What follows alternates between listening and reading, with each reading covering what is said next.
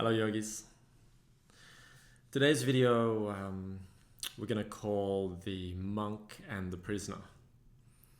It's part of a larger idea called the cage that I've explained to a few of you in person.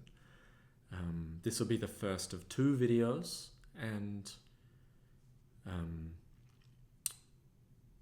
I think you'll enjoy even just this video on its own, but it's part of a greater concept which we'll explore in the second video as well. So, we're going to talk about solitary confinement.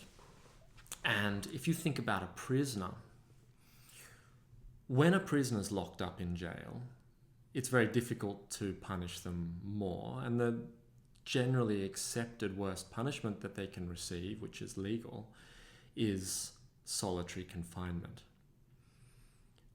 If any of you are interested in this, I would suggest you check out some YouTube videos, for example. You're on YouTube now, so why not?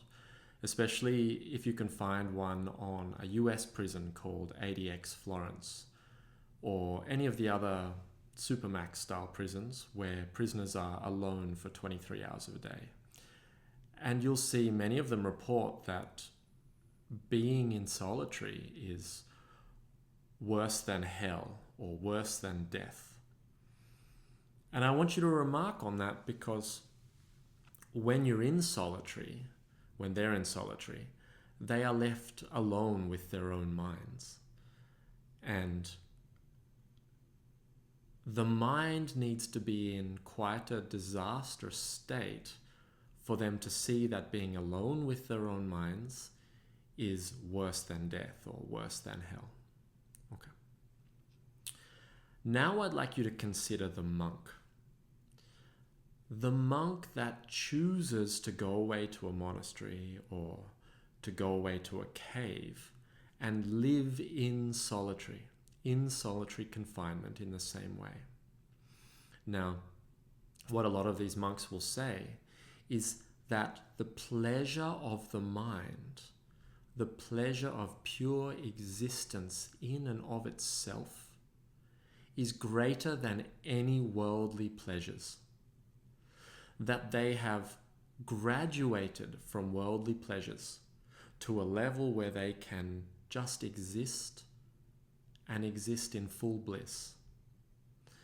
Now, compare these two minds.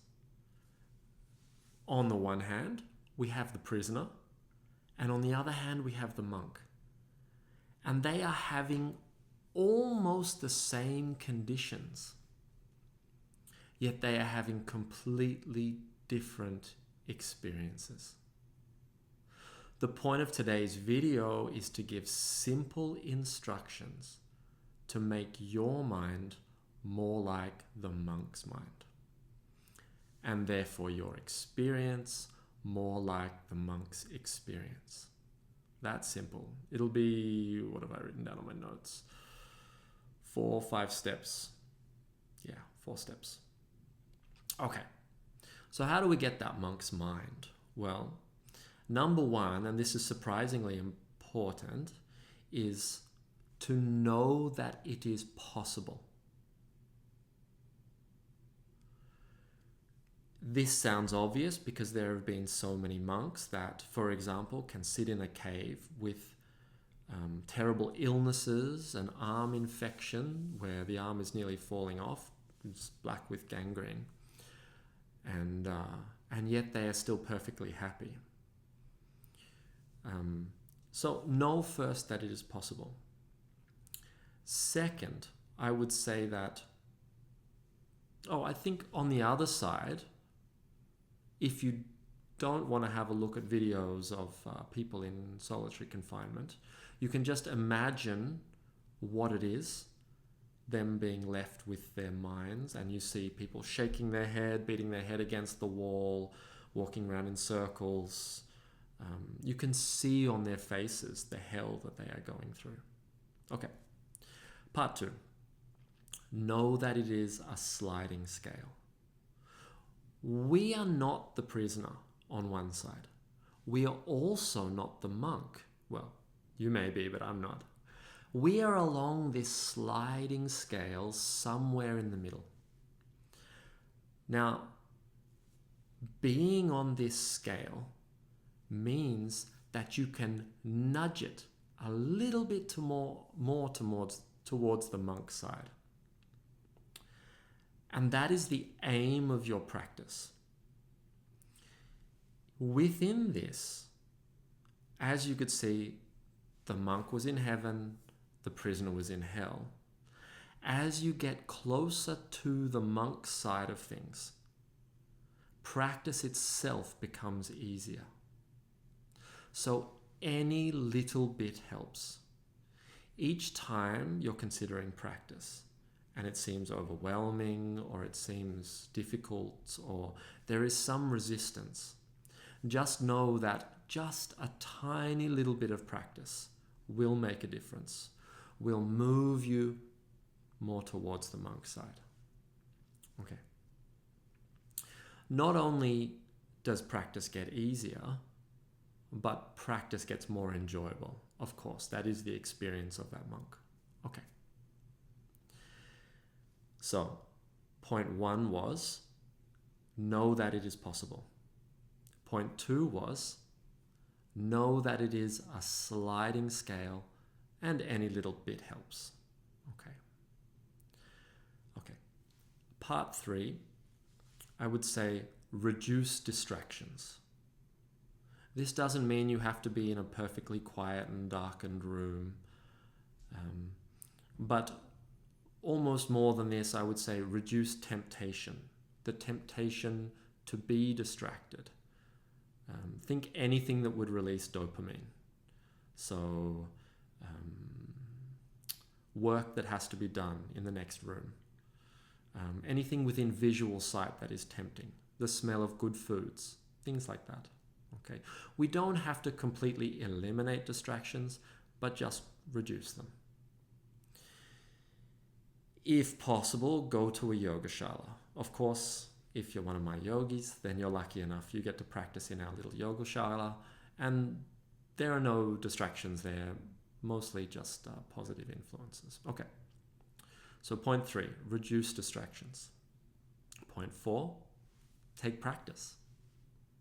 It's that simple.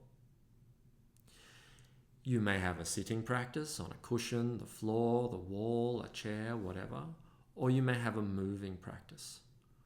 We Ashtangis tend to have a moving practice, and if you're my students, then you've received a practice from me. I personally prefer an Ashtanga practice, a moving practice. I find it most appropriate and the fastest method for advancing, but to each their own. Okay. Next, observe the mind.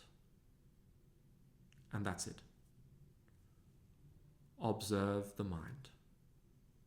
By observing the mind itself will start to change.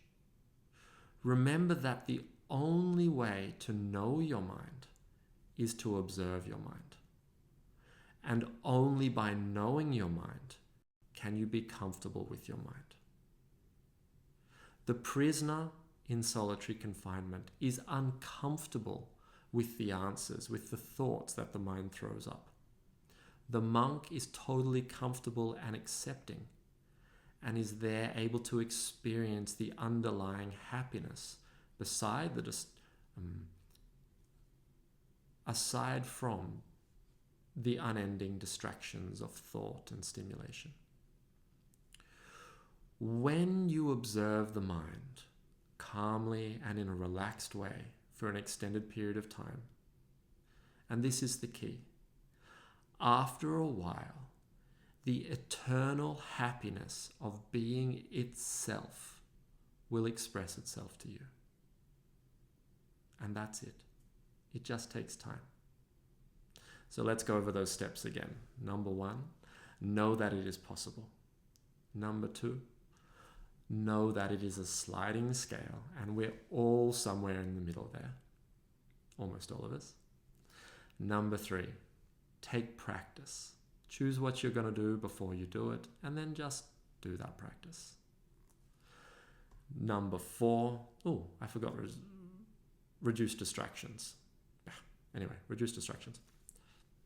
Then take practice, which would then be number 4 itself. And number 5, observe the mind. That's it. Okay, yogis, I'll see you on the mat. Bye.